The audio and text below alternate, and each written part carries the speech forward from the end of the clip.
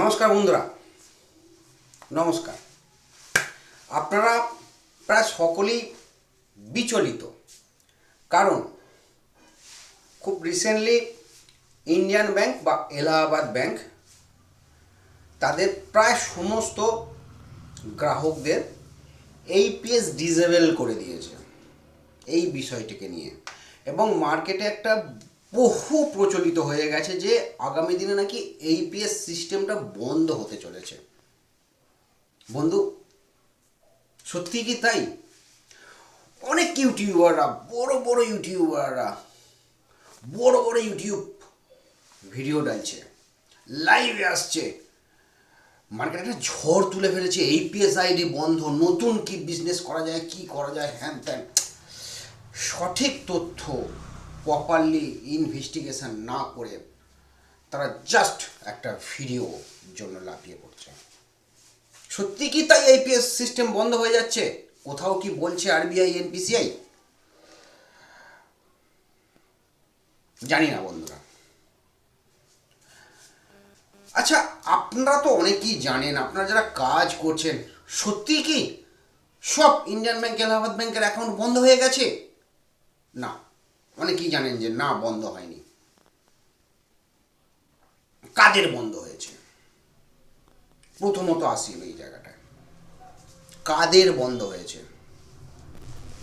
দুটো norms Indian bank বা Allahabad bank প্রয়োগ করেছে অ্যাজ পার এনপিসিআই গাইডলাইন। হয়তো আগামী দিনে অন্যান্য ব্যাংকও এই গাইডলাইন ফলো করতে পারে। সেই দুটো নর্মস কি আগে ভালোভাবে জানুন। সেই দুটো নর্মস কি?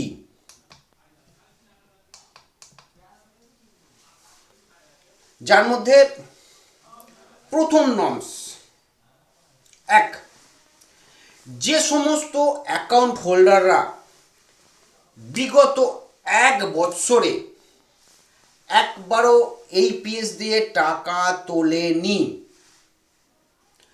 তাদেরই এইপিএস আইডি ডিসেবল করা হয়েছে। আবার বলছি, নর্মস নাম্বার 1, যে সমস্ত গ্রাহকেরা লাস্ট 1 বছরেও একবারও এইপিএস দিয়ে টাকা উইথড্রয়াল করেনি,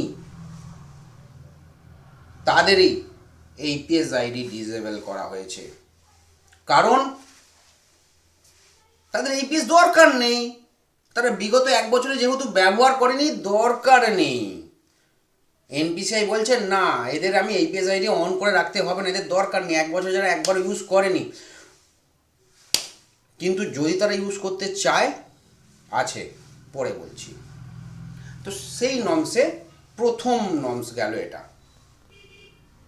দ্বিতীয় নর্মস কি? দ্বিতীয় নর্মস হচ্ছে গত 1 বৎসরে যে সমস্ত গ্রাহকেরা শুধুমাত্র এইপিএস দিয়েই টাকা তুলেছে, অন্য কোনোভাবে তারা টাকা তোলেনি, তাদের এইপিএস আইডি ডিসেবল করা হয়েছে।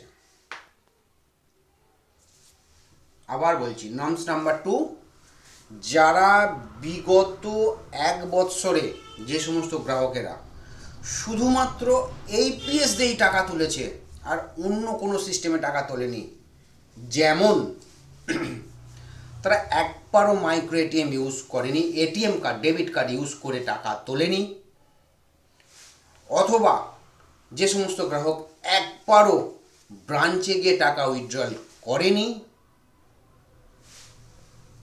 অথবা যে সমস্ত গ্রাহকেরা একবারও সেই ব্রাঞ্চের সিএসপি পয়েন্টে গিয়ে টাকা, যেটা অনার্স বলে, আমরা অফার্স সেক্টরে কাজ করি, পেনিয়ার বাই স্পাইস মানি অমুক তমুক হ্যান ত্যান, আমরা অফার সার্ভার ব্যবহার করি, আর ওরা সিএসপি গ্রাহকেরা নিজস্ব সার্ভার ব্যবহার করে, সেটাকে অনার্স সার্ভার দিয়ে একবারও টাকা তোলেনি, সেই সমস্ত গ্রাহকদেরই এইপিএস ডিসেবল করা হয়েছে।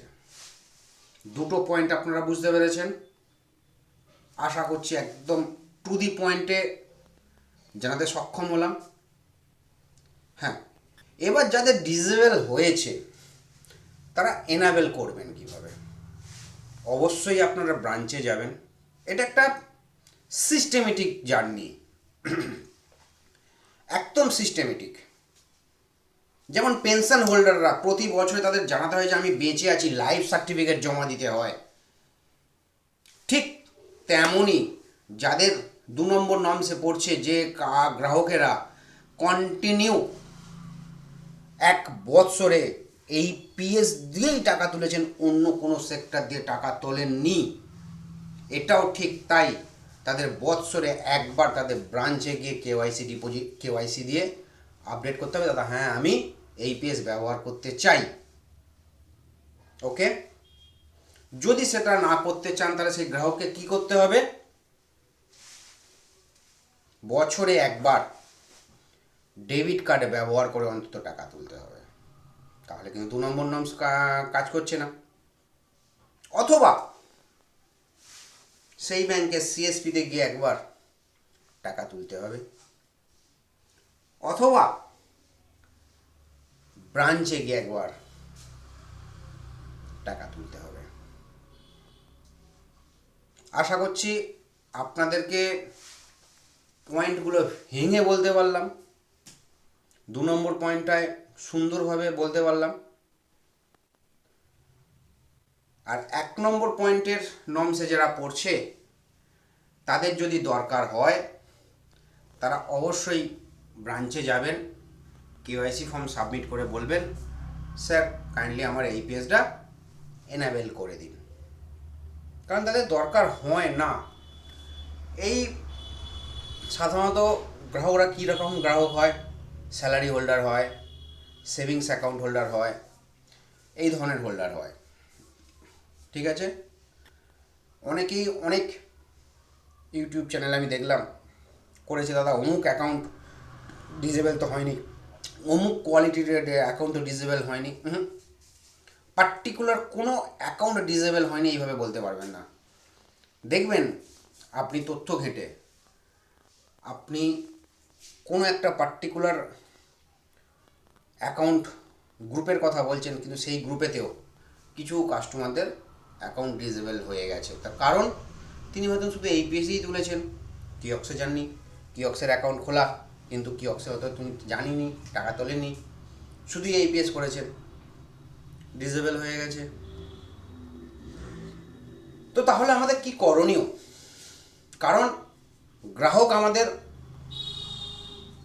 ভগবান, গ্রাহককে আমাকে পরিষেবা দিতে হবে এবং আমার ব্যবসাটাকে বাঁচিয়ে রাখতে হবে।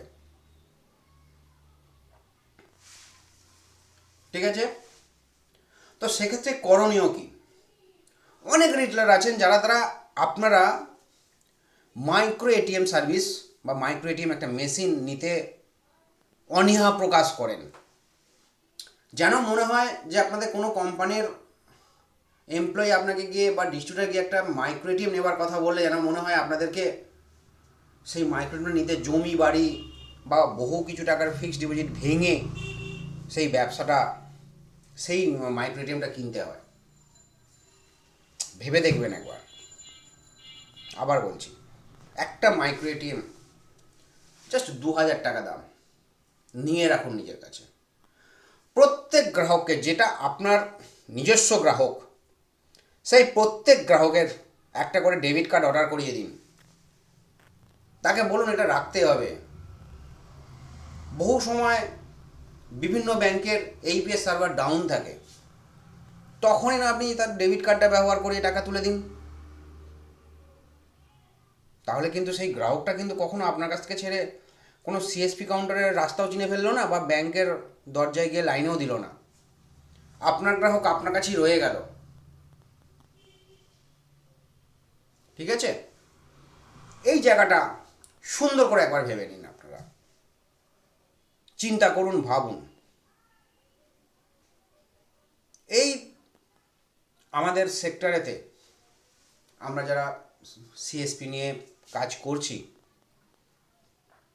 অবশ্যই একটা মাইক্রো এটিএম রিটেলারের কাছে থাকা অবশ্যক জরুরি বর্তমান সিচুয়েশনেতে।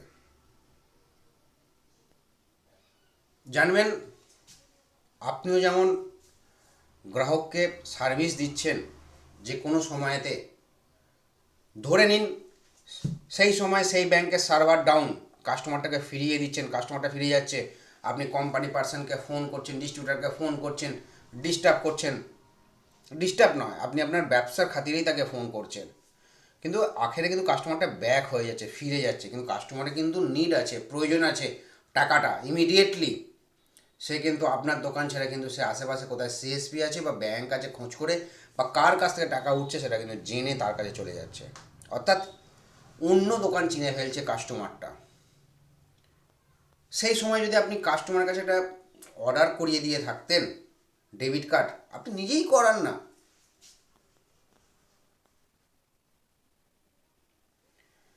যাক অন্য পার্টে চলে যাচ্ছি।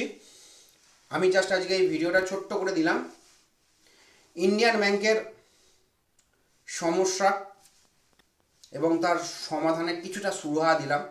আমি মনে হয় টু দি পয়েন্ট আলোচনা করতে পারলাম, জানি না কতটা ঠিক ভাবে নিলেন বা কতটা আমি ঠিকভাবে বললাম।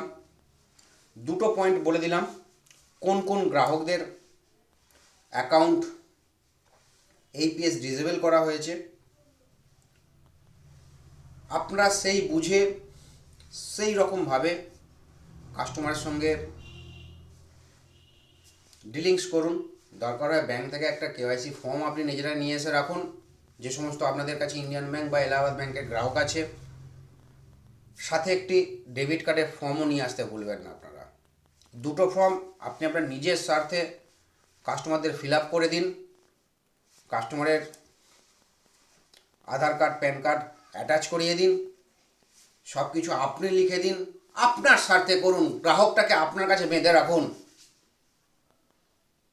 সময় নষ্ট হচ্ছে, রাত্রিবেলা একটু বেশি খাটছেন কিন্তু গ্রাহকটা আপনার কাছে থাকছে, এটা করুন।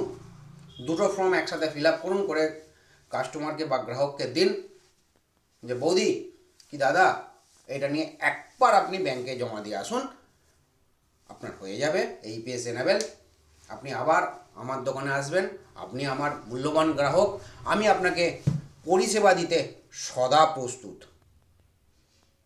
ওকে, আপনাদেরকে অসংখ্য ধন্যবাদ সময় দিয়ে এই ভিডিওটি দেখার জন্য। আশা করব আপনাদের ব্যবসার কিছুটা যদি সুরাহা করতে পারি, এই জন্যই ছোট্ট ভিডিওটা বানালাম। ধন্যবাদ, নমস্কার, ভালো থাকবেন।